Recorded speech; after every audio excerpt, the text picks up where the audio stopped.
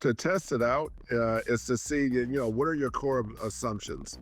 Test whether your product or service truly resonate. Hello, everyone. Welcome back to another episode of Test, Optimize, and Scale. It's my distinct pleasure to present to you this episode with Dr.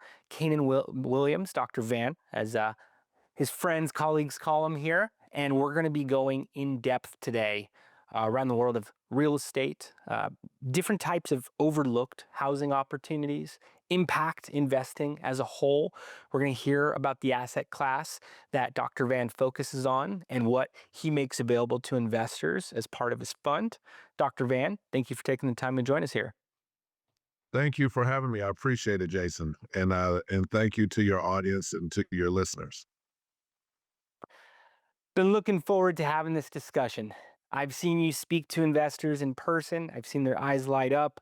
I've seen different organizers, different thought leaders in this space speak very highly, not just about you, but about the investment opportunity, what you're doing for the different geographical areas, the communities, the individuals that you service. Going to get into that, but want to first familiarize the audience with who you are, what you do. How did you become a fund manager? How did you determine to focus on this world of real estate? And more importantly, this type of real estate?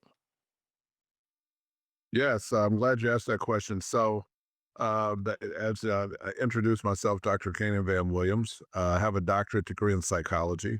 So, I've been in the helping profession for quite some time. I started out in real estate April of 1999. This is my 26th year in real estate and my year number six, as a fund manager. And I started in the impact space as it relates to real estate, working, I had my own portfolio for a very long time of properties. Uh, and then I went to work for a small family office in Oakland. And during that time, I discovered a path to success. It was the family office. He was a pastor and he had brothers and sisters who were heavy into real estate as well. They have really, really large portfolio of properties across like 7 or 8 siblings. And while working for the family office, I realized, and I'm originally from Oakland, California, I forgot to mention that. In Oakland, there were a lot of properties that were undervalued that I had been buying even before I started working for the family office. And I realized I didn't know there was a name for it at the time. However, I now know there's a name for it, NOAA properties. So I was involved in a lot of NOAA properties, which are naturally occurring affordable housing, properties that are in need of renovation, that have been blighted, that have experienced blight, underserved communities. And so I was working with a lot of what I'd call second chance housing with proactive sustainable bonds. What we do a lot of now is second chance housing, impact housing for people who need affordable housing or they need a second chance because they've had evictions, that sort of thing. And so while working for the family office, I just realized that there was a path to success to scale up the model. Banks aren't going to lend you money on vacant buildings. And so I created a fund, the Proactive Realty Group. The Proactive Realty Income Fund was the first fund, and then moved on to this fund, which is a debt offering, Proactive Sustainable Bonds. So, when we're talking about NOAA, when we're talking about overlooked properties, you shared with me in the past some of your early experiences seeing these locations firsthand Mhm. and really being compelled by who is going to be moving in, the individuals, the ones that are already living there, what the overall investment opportunity, some of the numbers look like. But just speaking to the impact side, why is this such a great thing to look at? How does this positively affect the individuals that are being housed? Oh yeah, great question. So it reduces the rent burden that people have because we aim to be, well, not we aim to, where our mandate is 20 to 30% below market rate rents for that particular area.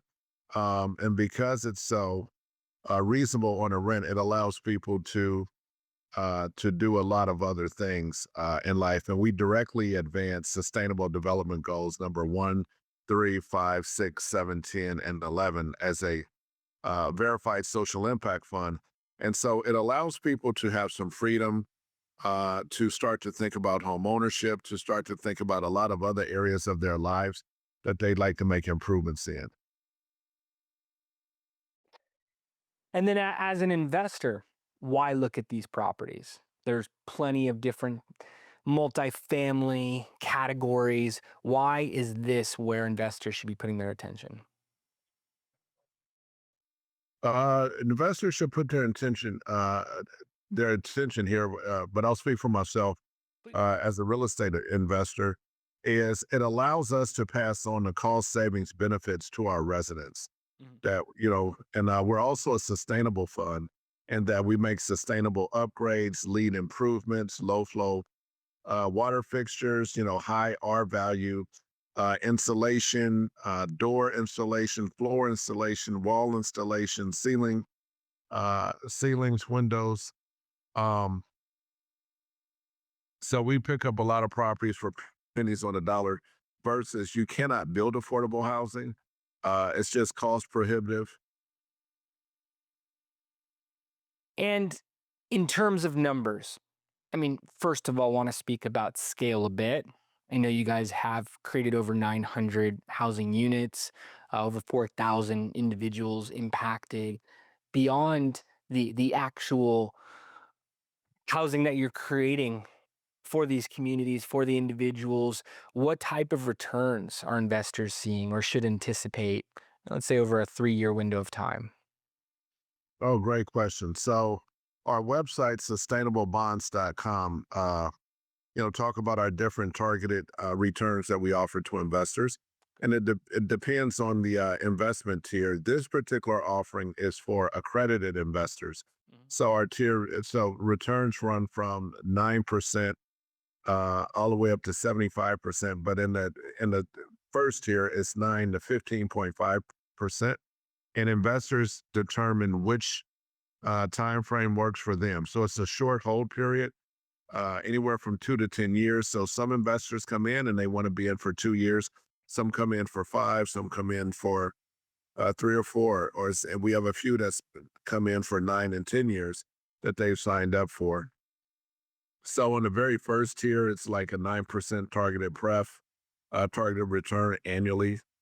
Second tier is 12.5 and 14.5%, and 15.5%. All of our programs are rapid housing. And then we have some aggressive rapid housing programs that are 2 years that pay 30%, 250K minimum. Wow. And then we have one that is 75% return for a $2 million minimum that has that 3-year hold.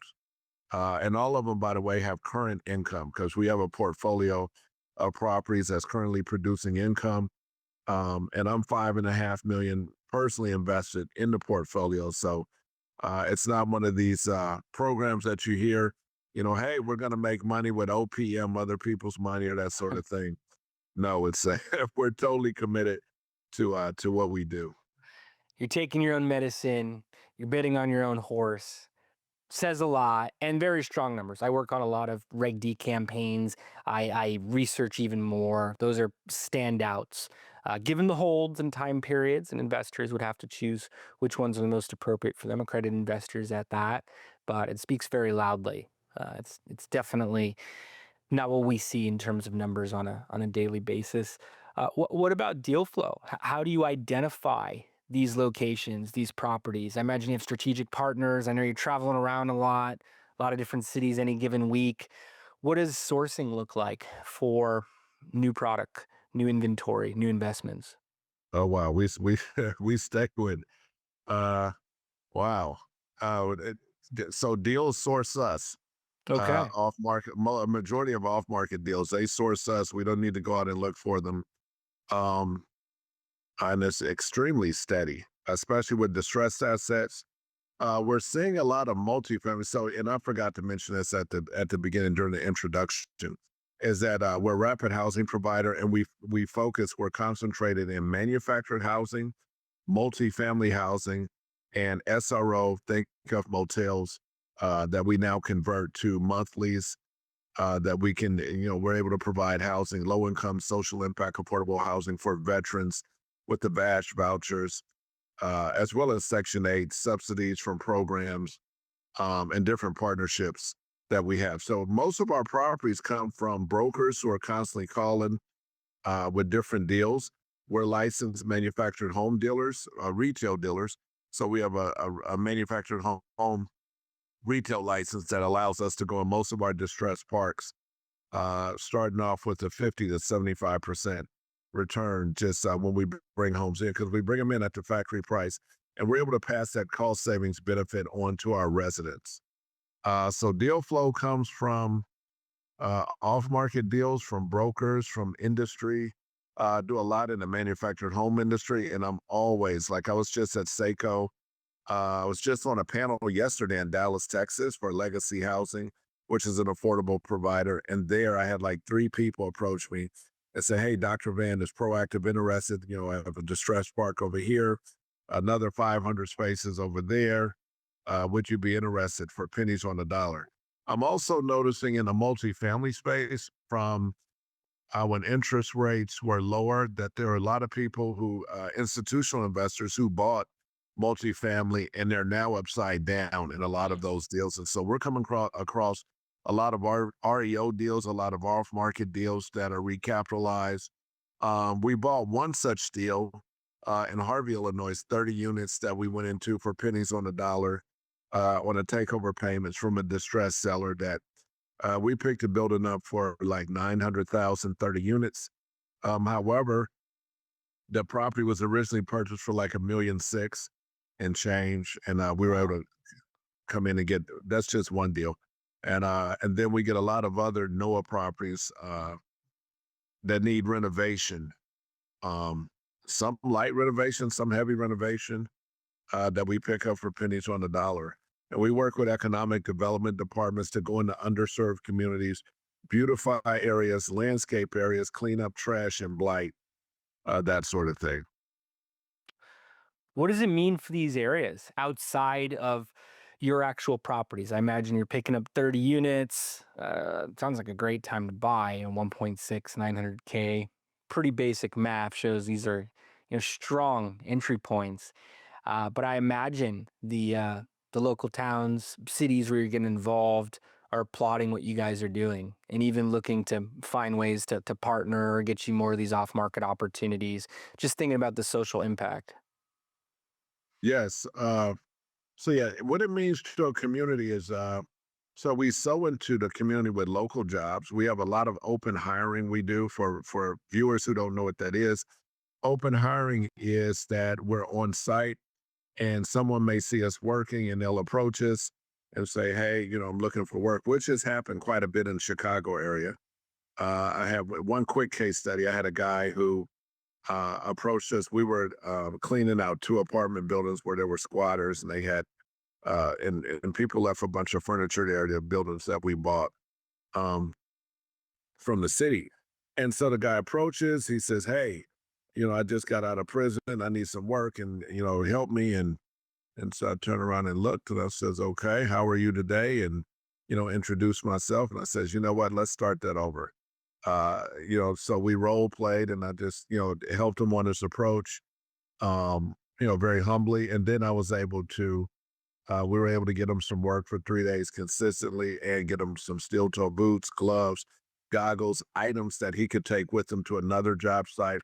So open hiring is, you know, we'll hire people on the spot, as long as they can be cooperative, collaborative, follow directions. Mhm. Even if they have like a reading barrier, then we'll make sure that it's, you know, more of a labor thing and make sure that they have safety equipment.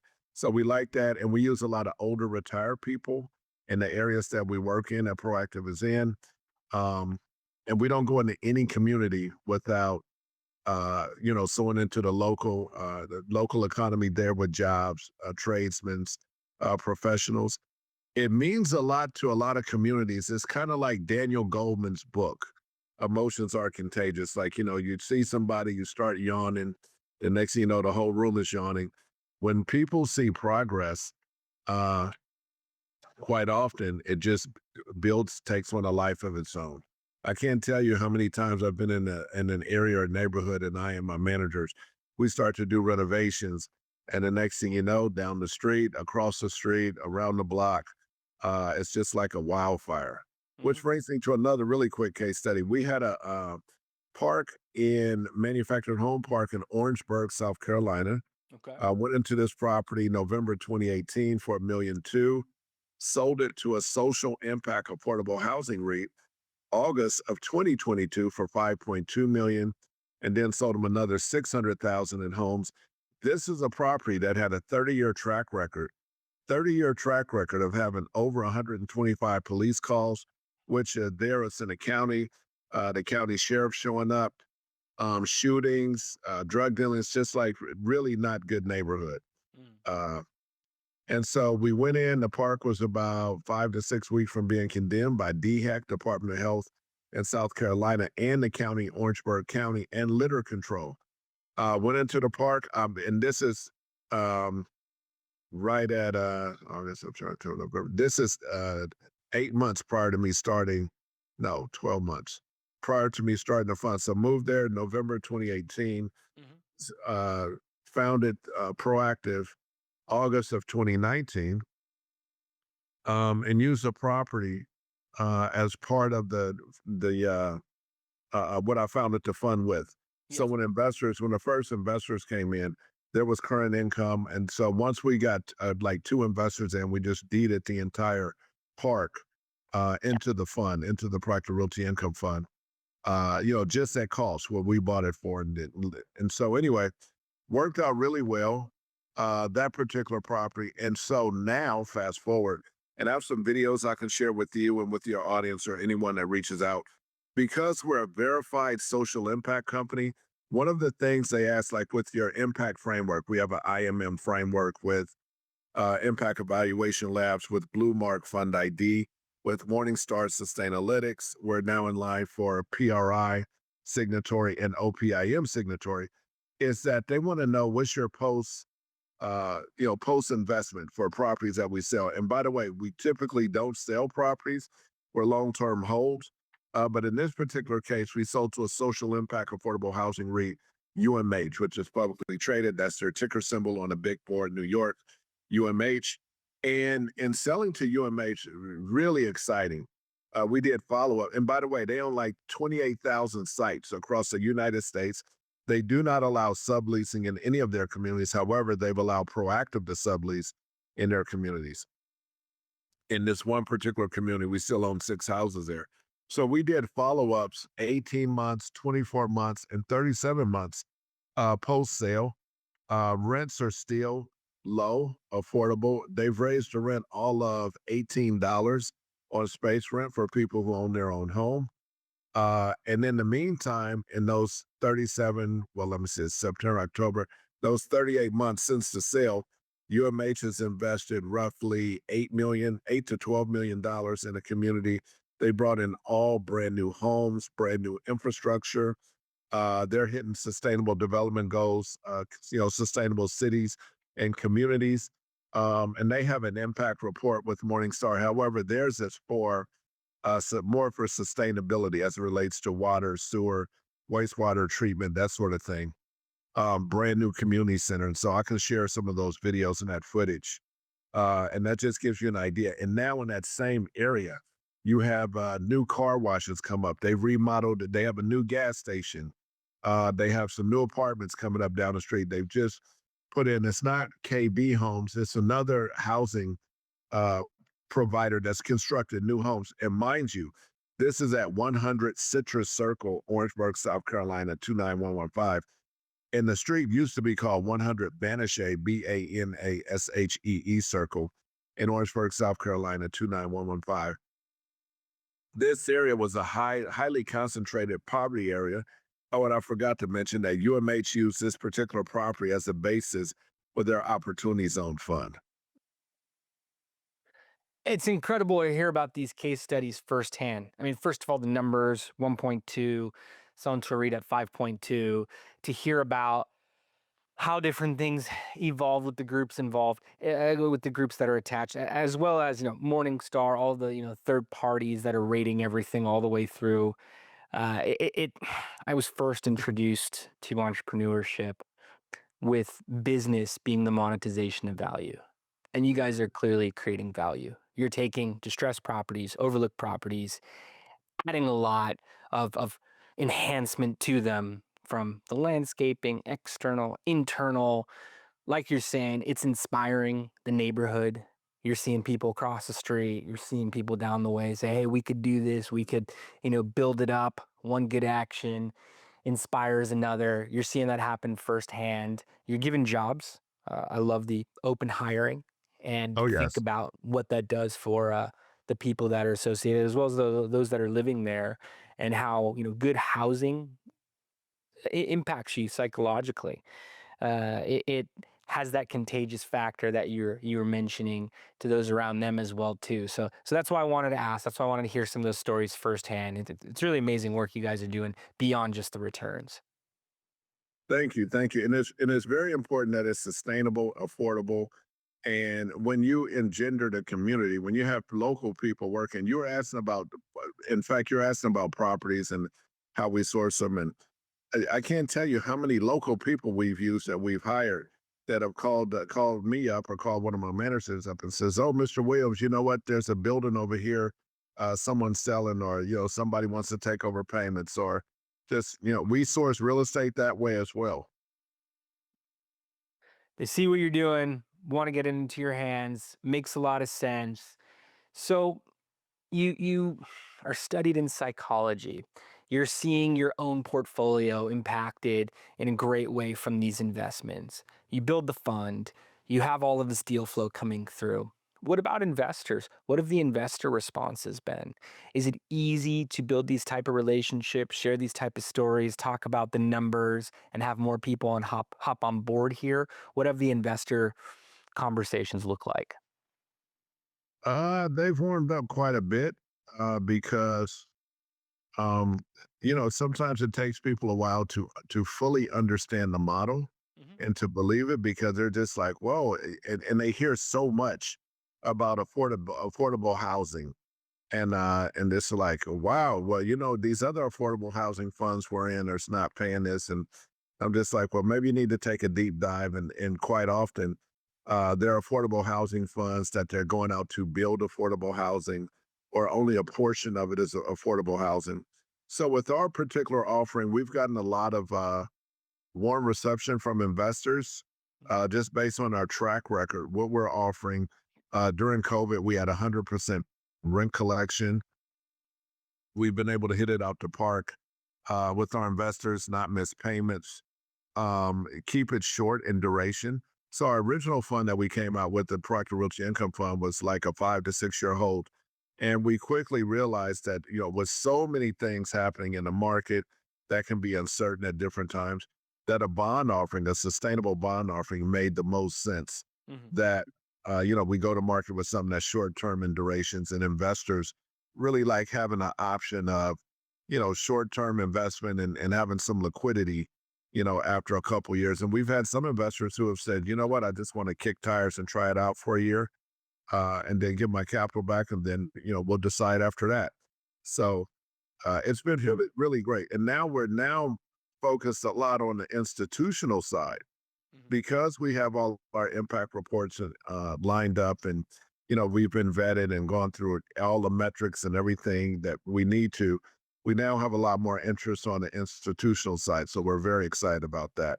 And a lot of people are excited about that. Just we have so much impact verification, and I didn't realize that there were not as many U.S. companies that weren't vetted for impact. I hear people all the time, and companies, and I'm sure you do too, Jason, that, Oh, yeah. oh, yeah, we're an impact company, we're an impact fund, and we do this and do that. And it's just like, oh, okay, well, where's your impact reporting? And a lot of it is not saying anything bad about anyone. A lot of it is self reported. And it's just like, okay. Uh, I prefer to be on the side of being verified and being fully accountable. Got to be And that official. it's and it's an ongoing engagement. So like with Morningstar 2024, we're now engaged for 2025, for our 2025 report. Mhm. We'll be looking forward to seeing the numbers on it, and imagine sky's the limit. Looking at the US, I know you have conversations going on internationally as well too, but looking at the US and all the different cities, surrounding areas that you can run this same type of program, have a positive impact, give more investors the opportunity to jump on board. The scope, the scale is quite large when you're looking at all the different deals that could emerge in the years to come. Oh yeah, yeah. And I'm really excited. And believe it or not, here in the United States, and like we've bought parks where the water's been shut off to residents. We buy a lot of slum. I was just in Selma, Alabama, and in Selma, Alabama, I just couldn't believe how many parks they had. That they had a few nice ones, maybe two, but they had a lot of parks that were just like dilapidated, run down, people living in tin cans, for lack of a better term, and it's just not sustainable. And I was just thinking to myself, like, okay, how are these residents paying rent? How are they paying utility bills? I'm looking at the windows, I'm looking at the doors, and I'm seeing cracks. I'm seeing. It's just like, wow, this is unbelievable. Uh, and this is America. This is in the United States. A lot of people living in poverty. A lot of people who are living in slum because they can't afford to do anything else, or their income challenged, or their credit challenged. And when I say income challenge, I mean that they don't make 2.5 to 3 times the rent that typical agencies may require, or they have an eviction because they previously they lived in slum. And when you have kids, or it's like me growing up, I had asthma really bad growing up. And my mom had to file bankruptcy twice. And I didn't grow up in a stable house. And that's where a lot of my mission, we haven't got to that question, but a lot of my mission comes from that, having lived in Section 8 housing at different times. My aunt lived in Berkeley, although, small disclaimer here, growing up in the Bay Area, my aunt lived in a fourplex and had Section 8, and in Berkeley, 906 Delaware Street, apartment C, and then apartment B in Berkeley. And she lived across the street from a great park that had lots of resources, field trips, breakfasts, lunches, after school stuff. And then there are other times I lived with my dad, and we lived in a nice big house and everything was fantastic. But living with my aunt and she had Section 8, my mom wasn't the most stable, and I can get to that in a little bit. Is that looking back, I'm like, okay, well, they said that was an inner city in Berkeley.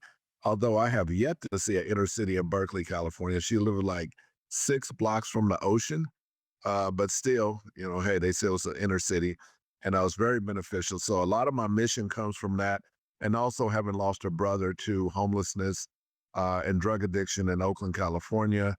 And my mom, hadn't been diagnosed with, mental disability. She had bipolar depression disorder, and she wasn't diagnosed until I was like 9 or 10. So, I had a really rough start in life. Had been in group homes and some foster homes as a result of that. And so my mission for affordable housing and social impact housing comes from a really real place. And I got off track a little bit there. No, I'm glad we were able to dive further into the mission. Like you said, we hadn't gotten into that yet. It's remarkable to hear about the contrast of living with your aunt, living with your dad, having gone through these different events through your upbringing with your mom, mental disorder, your brother. I grew up in suburbs here outside of Los Angeles, but lost many friends to drug addiction.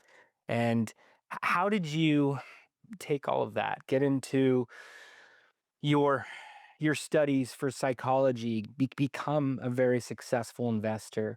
Where did that mission really get taken to the next level for you?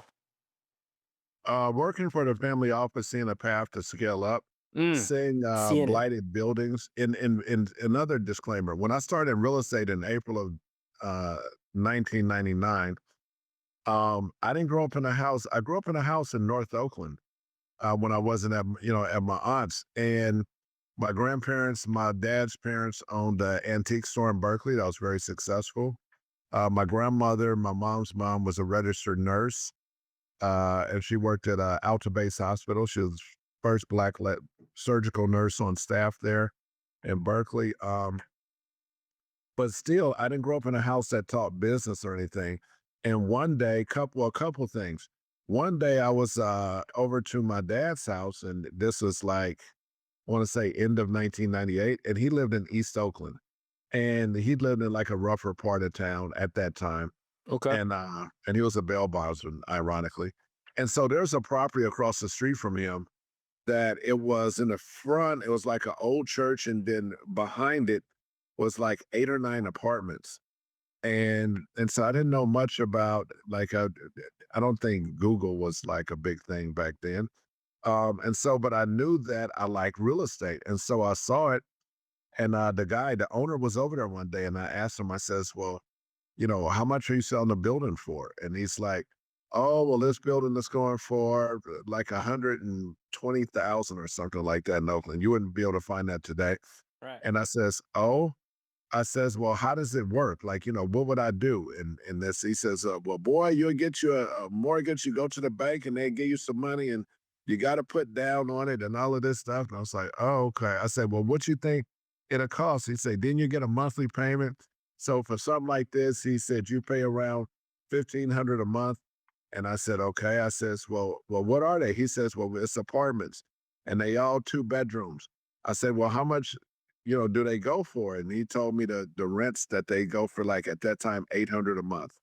So quickly in my mind, I says, okay, 6 times 8 is 48. That's 4,800. Okay, I got to pay 1,500. So it's like it's 3,000 something left. And I says, wow. I says, okay. And if I fix up the front, and so I just start from there. I just kind of got a bug, and I start calling around to real estate agents, and I just hit dead ends. Well, ironically, guess what happened? And then years before that, I had read an article about Warren Buffett in the money section of USA Today. And he was talking about you buy stuff when it's on sale and when it's undervalued and Hmm. but he was relating it to stocks. Sure. So fast forward. So I went to rent a studio apartment. I had some money saved, and I went to rent a studio apartment. And when I went to rent the studio apartment, the guy at the apartment building says the address was 860 55th Street, North Oakland. He says, it was a 5 unit building. So I go knock on the door, and I'm just like, real polite and like, man, the guy's selling the place. What do you want? And this and that. And it's like, oh, I says, well, what does he want for it? How much is he selling it for? He says, well, I'm gonna give you his number. So he gave me his number, and I called him up. He was a retired Oakland firefighter named Julian Camo. And I called him up, and I says, Mr. Julian, I'm talking to him. I says, you want to sell a building? And he say, "What's your name?" And I said, "What's Van Williams?" And boy, you interested in this building? I says, "Well, yes, sir." And this and that. There are a lot of people from the South in Oakland. And so he says, "Give me 20,000 down and take over the note. We gonna wrap it." And so, of course, I knew nothing about what that meant. And so, so I said, "Okay." I had the money. I said, "Okay." And he calls me back 2 days later. And he's like, "Are you serious? Do you want to place?" I says, "Yeah." He said, "Do you got an agent?" I said, "No." He said, "I'm gonna put you with an agent." So he gives me this agent, Dave Sanderson of Better Homes Realty, and the rest is history. I called him up, and he's talking to me, and I says, "Well, yeah, yeah." He said, "Come down, boy." He said, "Boy, come down to my office." He said, "How is your credit?" I said, "With a K, not with a T." I said, "Well, I guess it's pretty good, sir." "Well, boy, come down to this office and see me right away." I says, "Okay." So I come down to the office, and he said, "I'm gonna have my top salesman run your credit." I says, "Okay." And so she ran it, and he say, "Boy," he say, "you got some good credit." He say, "Don't go out and buy nothing else. Don't open up no charge cards. Don't do nothing." He said, "I'm gonna teach you everything I know." I said, "Okay." And here I am. He taught me how to do wrap loans, how to do subject to loans, how to do like I'd owned so many properties at once. I had like 100 some thousand say. So I owned so many properties at once. And then I started buying real estate books, and I started learning even more and went. And so fast forward. So when I started working for the family office in Oakland, I was working with the guy's portfolio was just terrible. And so I got it back in shape, was able to increase rent collection, was able to make a lot of repairs, renovations, and I started working with a lot of programs. So I had my doctorate degree in psychology at that time, and I had always worked in psych hospitals. I worked county psych, lock psych facilities, private psych facilities, San Francisco General, John George, and San Leandro. I worked Fremont Behavioral Health. I worked all these different psych facilities, and a few psych people who are high functioning, who just weren't med compliant, who had been there, needed housing. So in my real estate, I had a couple units, and so I rent out to these two ladies. I forgot, one was Sheila, and I forgot the other lady's name. It's been so long. And then I started working for the family office. Where in the first agency I worked with was building futures with women and children.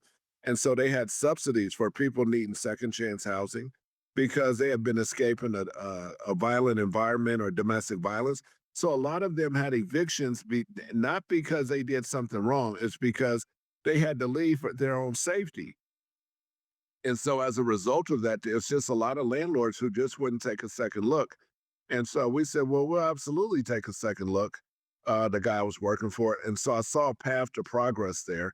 And fast forward, after that, I went to Las Vegas on a weekend trip and looked at a property and bought the building. I'm giving you the very short version here because it was a lot more detailed than that, and just started working with a lot of programs and learned that a lot of subsidies can place people very helpful, will pay the rent up for several months. And you get a population of people who are either case managed or they've been vetted, they've gone through a program, and our retention rate is like 98% with second chance housing. As you can imagine, most people with second chance housing, uh, if they get evicted again, no one's, it's one thing to have one eviction or two. We've even considered people with two, but you have three or four and just like no one's going to rent to you. And then you're low income to go along with that. And that creates an even bigger barrier. Um, the other thing is I was talking about the income barrier. So, for example, we're meeting with a lady. I'm here in Las Vegas today. I'll be back in Chicago the weekend, but we're meeting with a lady on uh, Thursday, my manager here and I, and she's AFDC and she gets like $1,500 per month. We're able to rent her a nice renovated unit for $925 per month. But she's living in a monthly motel that she says is just slum. She's paying 1,400 a month, and we're able to, we know that she'll be able to thrive there because she's going to be looking for jobs. Her mom's going to help her, with her kids. She just needed to get stable first.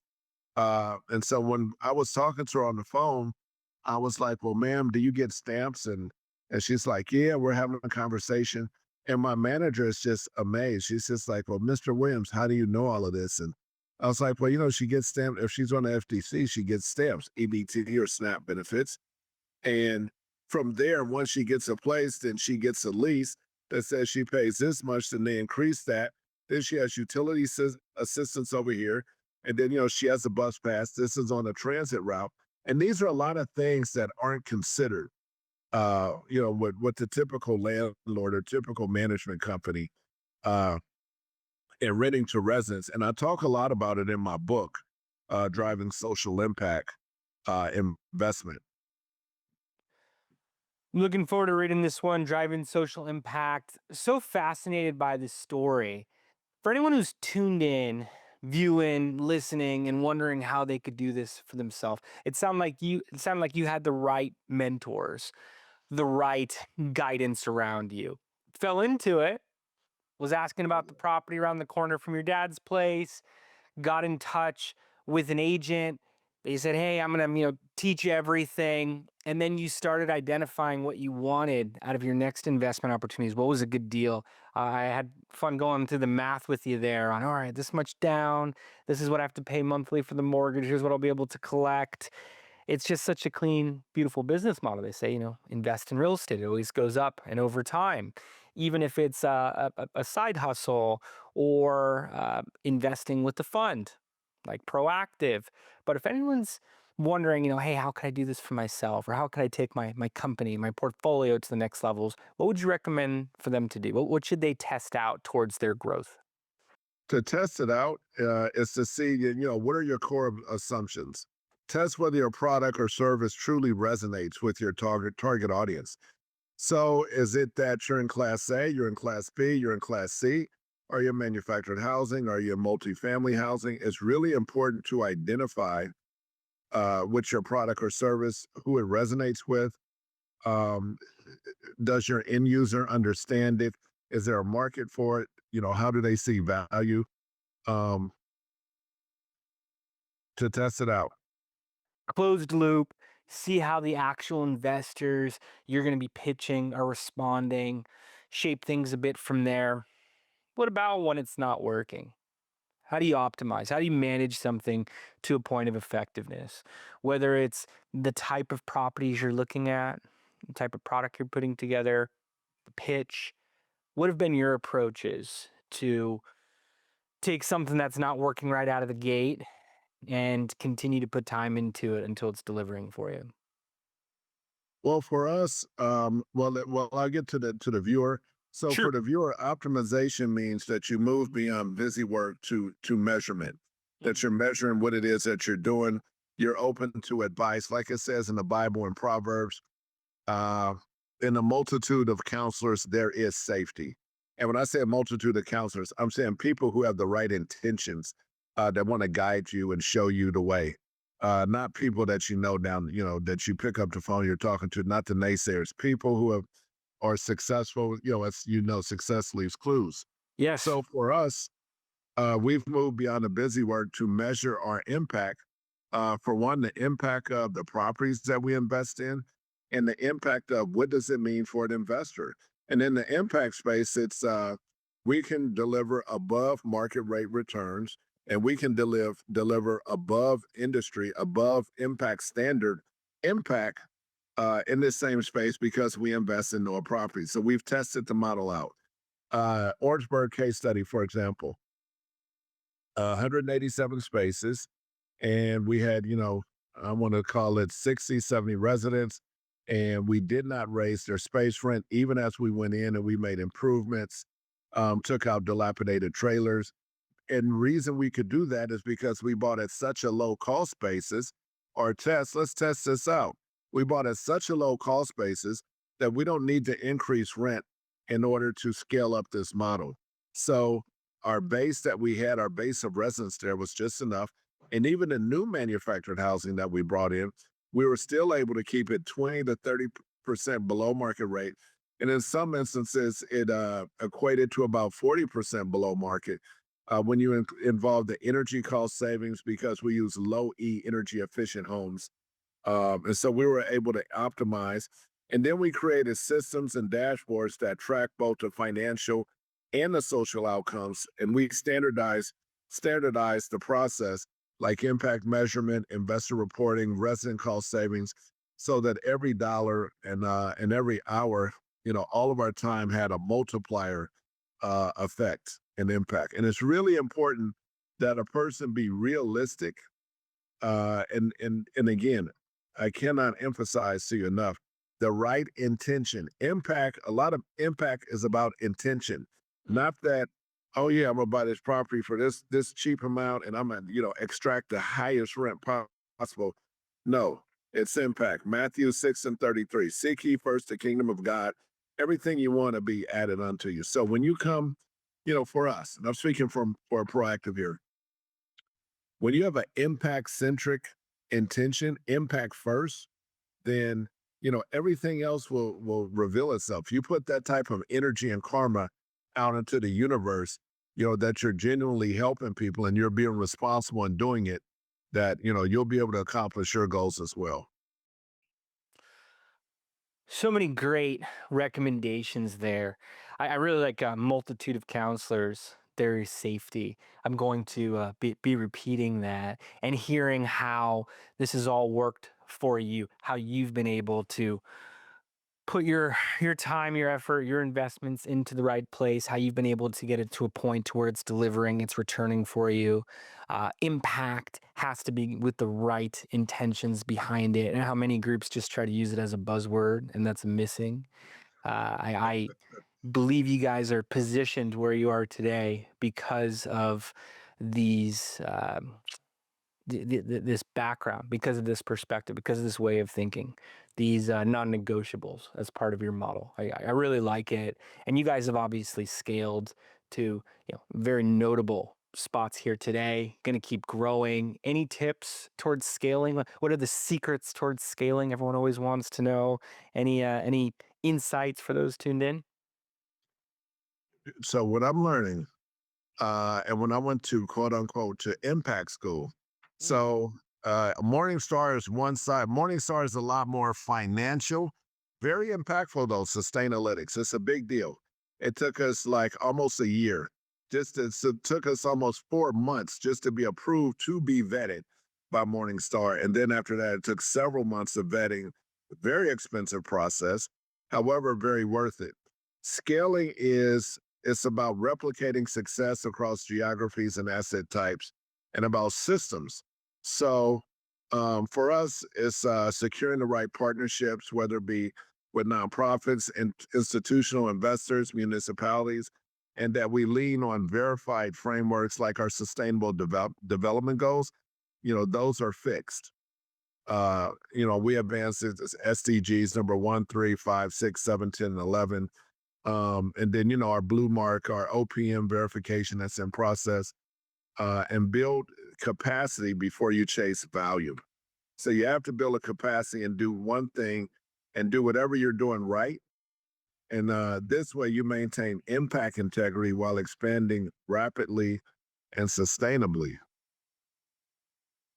Build capacity before you chase value. You have to maintain that impact integrity. I know groups have tried to scale too quick, and that hasn't been what occurred. It held them back in some cases. I've seen failures around it. So, Oh, yeah. impact school. I didn't even know that existed. Going to be looking into it after this conversation and can understand how you guys built your systems to get to this point here today. Yeah. So, and when I say impact school, so one impact group that stands out is Impact Evaluation Lab, Okay. and founded by Terrence Keeley, Robert Brown, and Marin is a director over there. They do fantastic work. ImpactEvaluationLab.com. Okay. And through them, we got what's called an IAS, Impact Authenticity Score. And so like when we engage with them, it's like, okay, we know impact. However, in working with them, it's just like, wow, like it's one thing, to have a dissertation for my doctorate degree and be able to defend it. Something totally different dealing with impact evaluation lab. It's like, how do we think about impact? What is impact? What does it mean at the portfolio level, at the individual property level? It's just like I call it impact school because it was just really fascinating. And it's just like, wow. We'd have like 2 hour sessions going over impact and frameworks and what that looks like and what type of reporting we need to be doing and how do we score, and we're signed up for to be reviewed annually so we continue to improve our impact. Same with bluemark.co, that their website is bluemark.co, and we're a client and we're one of their fund id uh clients that we got a fund id score. But impact is just like, for people who haven't undergone formal impact verification, I suggest that you do. um and that so it can be a little rough in the very beginning. However, you learn so much and it expands your impact and what your impact means. Expand your impact, what your impact means, have to take it all into account so that the mission stays true all the way through and you're building your goals, but within the capacities and around that mission. Yes. Dr. Van, so much information to work off of here. I feel like I could talk to you for hours. I've got Yes, sir. I over a appreciate page it. and a half of notes that going to be going over with the team here. So many great messages for anyone who wants to get in contact with you. They're this far into the episode. They say, hey, I got to get in touch with Dr. Van. I want to invest. I want to share ideas. Maybe there's something to collaborate on. Where is the best place for them to go? Where could they even just learn more? And any final thoughts, any final messages you want to leave us here with today?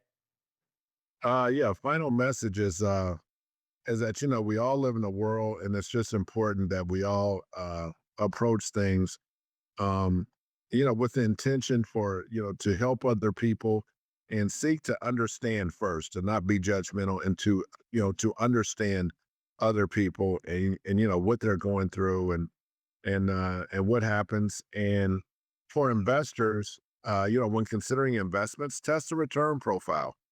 And ask a lot of questions. One of the main questions that I always ask, because we also have a fund of funds model where we can invest in other affordable and sustainable funds that are delivering above market rate returns, but sticking to the impact, is to test the return profile, proof that the model delivers, proof that it has current income, and proof that the founders, managing directors, managing founders, that they're invested in their fund, not that they use OPM, other people's money, that sort of thing.